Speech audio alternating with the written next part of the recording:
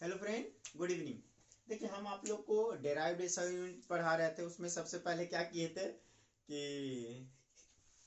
Area निकाले थे। हम लोग एरिया का एसआई यूनिट निकाले थे, फिर वॉल्यूम का निकाले थे, फिर हम लोग डेंसिटी का निकाले थे, फिर स्पीड का निकाले थे, फिर वेलोसिटी का निकाले थे, फिर एसिरेशन का निकाले थे। ठीक है, 6 नंबर पे। ठीक है, 7वां नंबर पे हम लोग ले रहे हैं 7th नंबर हम लोग ले रहे हैं फोर्स। और फोर्स का तो सब लोग जानते हैं। तो फोर्स का हम लोग क्या पढ़े हैं? Mass into acceleration into acceleration. ठीक है, तो मास का तो आप लोग को पता ही है कि मास का ऐसा यूनिट क्या होता है? केजी। KG, good. एक्सीलरेशन का वेलोसिटी बटा, या तो डायरेक्ट लिख लीजिए या निकाल के भी कर सकते हैं, वेलोसिटी बटा टाइम। यहाँ पे केजी। अब वेलोसिटी को तो निकाल चुके हैं, एटलीस्ट थोड़ा शॉर्ट कर लेते हैं। मीटर पर सेकंड निकाले हैं, डिवाइडेड बाई सेकंड। तो क्या हो गया हम लोग का? केजी मीटर सेकंड पे पावर 2। तो इसको हम लोग क्या कह सकते हैं? और कह सकते हैं हम लोग कि केजी मीटर सेकंड पे पावर -2। केजी मीटर सेकंड पे पावर -2। आगे जब देखिएगा तो देखिएगा कि 1 न्यूटन इक्वल टू होता है हम लोग का,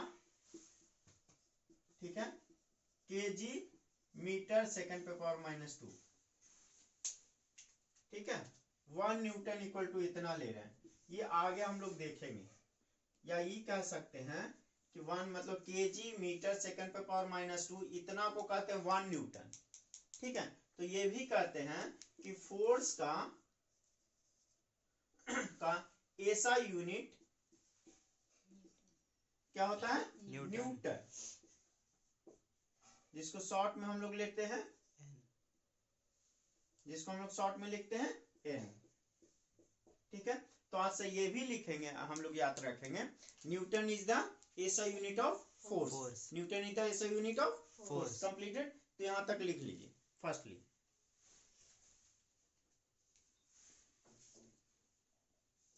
इसको अच्छे से लिख लीजिएगा। न्यूटन इज द ऐसा unit of force.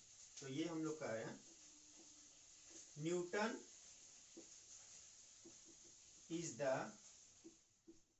SI unit of force. ये याद रखना हम लोग का।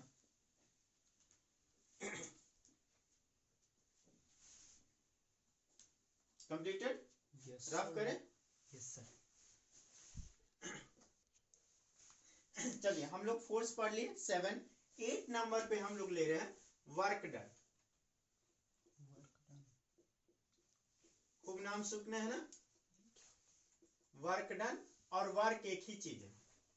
ठीक है, वर्क डन और वर्क एक ही होता है। ठीक है, इसको हम लोग कुछ नहीं जानते हैं, ऐसे लिखते हैं हम लोग F into D S. F into D S. यहाँ पे F जो हम लोग का फोर्स है, F क्या हम लोग का फोर्स है। तो अभी तो फोर्स का आप निकाल चुके हैं। ठीक है, और ये ds जो है इसको कहते हैं डिस्प्लेसमेंट। तो भाई यूनिट डायमेंशन निकालने के लिए तो सिंपल कर सकते हैं ना। तो वर्क डन को कहते हैं हम लोग W से डिनोट करते हैं, या वर्क डन दोनों को W से डिनोट करते हैं। ये हम लोग का क्या हो गया? Force into displacement. लेकिन क्रॉस नहीं करके ऐसी आप समझिए, फोर्स इनटू डिस्प्लेसमेंट। तो देखो फोर्स जो है, ठीक है, तो फोर्स का ऐसा यूनिट क्या पढ़े थे हम लोग? केजी मीटर सेकंड पे पावर -2। ठीक है, क्रॉस इनटू मल्टीप्लाई में ले रहे हैं, यूनिट कर रहे हैं तो हम लोग डॉट क्रॉस दोनों ले सकते हैं, यूनिट में लिखने में कोई दिक्कत नहीं। ds जो हम लोग का है क्या है? डिस्प्लेसमेंट। और डिस्प्लेसमेंट को क्या करेंगे? मीटर। तो हम लोग का क्या हो गया? केजी मीटर पे पावर 2 सेकंड पे पावर -2। हो गया ना? और इतना ही को जूल कहते हैं। जूल। क्या कहते हैं? जूल। 1 जूल। ठीक है, तो आप कह सकते हैं ना कि 1 joule equal to KG metre पे पावर 2 सेकंड पे पावर -2।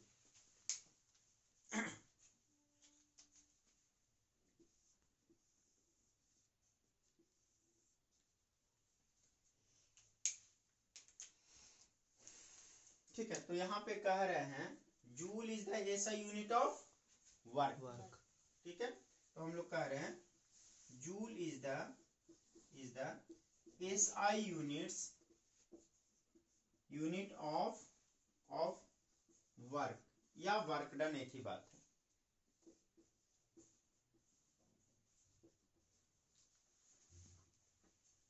सिंपल भाषा में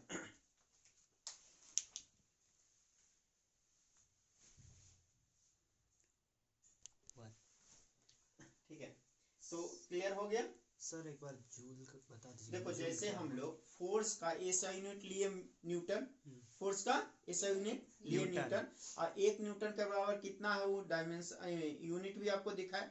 उसी तरह से ये जो वर्क है, ठीक है, एनर्जी, वर्क और एनर्जी दोनों का जूल लेंगे। तो एनर्जी तो अभी पढ़ा ही नहीं है, नहीं ना पढ़ा है, देखना इतना ही आएगा, तो बाद में बताएंगे। अभी हम लोग बोल रहे हैं कि वर्क का एसआई यूनिट जूल होता है। ठीक है, वर्क का है, और जूल को डिफाइन भी कर सकते हैं हम लोग। 1 जूल बराबर कितना होगा वो तो पता चल गया कि 1 जूल बराबर इतना होगा। सीजीएस में कितना होगा, ठीक है, सीजीएस में कितना होगा, तो वो भी आपको कन्वर्सन वाला में बताएंगे। तो अभी आपको ये जानकारी हो गया कि भाई एनर्जी नहीं, अभी वर्क डन में पता चला कि वर्क या वर्क डन एक ही बात है। ठीक है, तो वर्क का ऐसा यूनिट होता है जूल, वर्क का ऐसा यूनिट होता है जूल, और ये जूल को हम लोग डिफाइन भी कर सकते हैं, जो वर्क डन में हम लोग पढ़ेंगे, जो वर्क पावर एनर्जी जब पढ़ना है तब पढ़ेंगे। तो क्लियर हुआ कि फोर्स का ऐसा यूनिट न्यूटन और वर्क का ऐसा यूनिट जूल। अब एनर्जी का भी वही निकालेंगे। ठीक है, चले तो इसको रफ करें। ओके, 8 था ना, 9th नंबर। ठीक है, 9th नंबर ले रहे हैं हम लोग एनर्जी। ठीक है, एनर्जी ढेर टाइप का होता है, हम लोग मैकेनिकल एनर्जी वाला फॉर्मूला भी ले रहे हैं कि एनर्जी 2 टाइप का होता है, पोटेंशियल और काइनेटिक एनर्जी। ठीक है, तो जब बॉडी मोशन में रहे तो उसमें काइनेटिक एनर्जी रहता है। बॉडी अगर कोई स्टेट में है, मतलब स्थिर अवस्था में है, तो उसमें पोटेंशियल एनर्जी।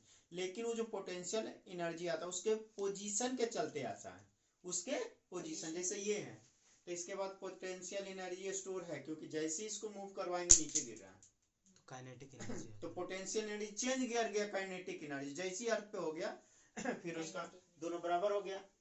तो हम कह रहे हैं काइनेटिक एनर्जी इक्वल टू, पढ़े हैं ना, हाफ mv², हाफ mv²। ठीक है, तो यहाँ पे m क्या है, मास, m क्या है, मास, और v क्या है,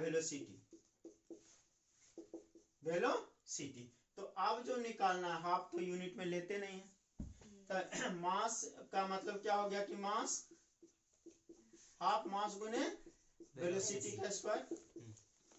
ठीक है, तो मास का क्या ऐसा यूनिट होता है, केजी। गुड, मास का क्या होता है, केजी। अब आप लोग भी साथ साथ निकालते चल जाओ। अब वेलोसिटी का क्या पढ़े आप, मीटर पर सेकंड है, मीटर पर सेकंड, तो क्या हम लोग का हो गया, नहीं हो गया केजी, सॉरी, वेलोसिटी का स्क्वायर है, वेलोसिटी का स्क्वायर, तो यहाँ मीटर पर सेकंड का स्क्वायर हो जाएगा। ठीक है, तो क्या हो जाएगा, मीटर पे पावर 2 और सेकंड पे पावर 2। ठीक है, तो या तो कर दे हम लोग केजी, मीटर पे पावर 2, सेकंड पे पावर -2। और याद करो वर्क डन भी में तो भी यही लिए, एक बार देख लो फिर करना, वर्क डन में भी तो यही किए थे। तो यहाँ पे फिर नहीं लिखेंगे 1 जूल इक्वल टू क्या आप पढ़े, केजी, मीटर पे पावर 2, सेकंड पे पावर -2, तो पहले ही पढ़े आप। तो नहीं कह सकते हैं, यानी जूल भी ऐसा यूनिट किसका है, एनर्जी का और वर्क का भी था। ठीक है, तो जूल भी ऐसा यूनिट किसका हो गया, एनर्जी का।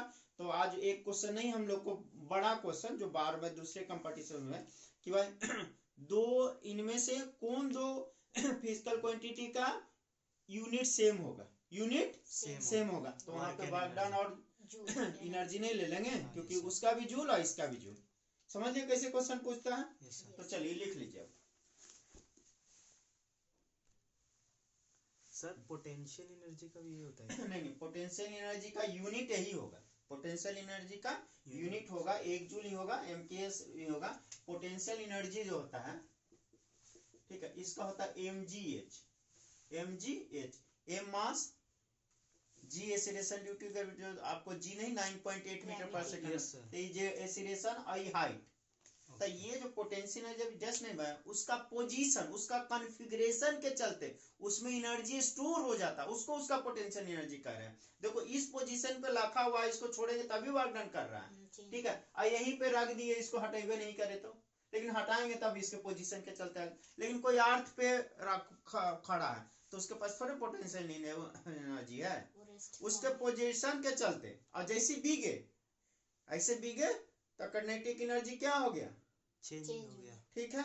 अब पोटेंशियल एनर्जी ऊपर जाके फिर चेंज हो, फिर नीचे आएगा, ठीक है। तो इसको और कंसेप्चुअल वे में आपको वर्क पावर एनर्जी में बताएंगे। अभी आप ये जानिए कि पोटेंशियल एनर्जी का फॉर्मूला होता है mgh। एम मास है, एम क्या है, मास। एम मास है तो क्या आ गया इसका केजी।